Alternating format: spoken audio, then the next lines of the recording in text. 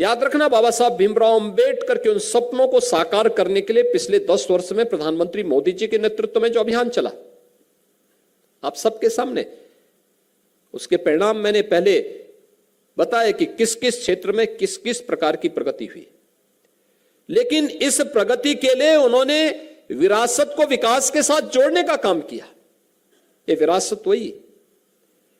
केवल आयोजन होकर के नहीं, केवल बाबा साहब की जयंती है या उनकी पुण्यतिथि है उस अवसर पर हम एकत्र होकर के माल्यार्पण कर लेंगे, नहीं।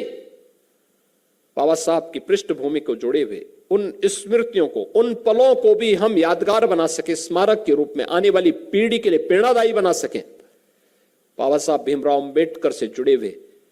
पंच तीर्थों का विकास उनकी जन्मभूमि पे मऊ मध्य प्रदेश में, उच्च शिक्षा अर्जित उन्होंने इंग्लैंड के जिस भवन में रहकर के की थी, एक लंबे अंतराल के बाद वहां की गवर्नमेंट उसे बेच रही थी। भारत सरकार ने तत्काल जानकारी लेने के साथ ही प्रयास किया, उसे स्वयं लिया और लेने के बाद वहां पर बाबा साहब का स्मारक बनाने के साथ साथ भारत से जाने वाले दलित छात्रों के लिए छात्रावास की सुविधा, स्कॉलरशिप की सुविधा वहां देकर के इंग्लैंड में पढ़ने की व्यवस्था के लिए माध्यम, उन्हें स्थान उन्हें उपलब्ध करवाने की व्यवस्था की। उनकी दीक्षा भूमि नागपुर,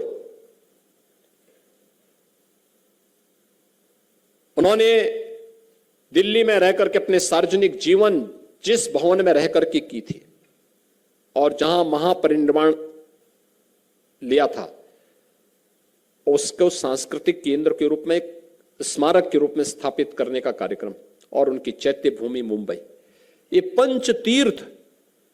आज एक नई प्रेरणा के केंद्र बने हैं, जो बाबा साहब के दर्शन को, जो समग्र विकास का दर्शन है,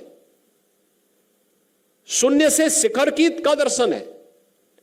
उस दर्शन के साथ हम सबको आत्मसात करने की एक नई प्रेरणा प्रदान करता है।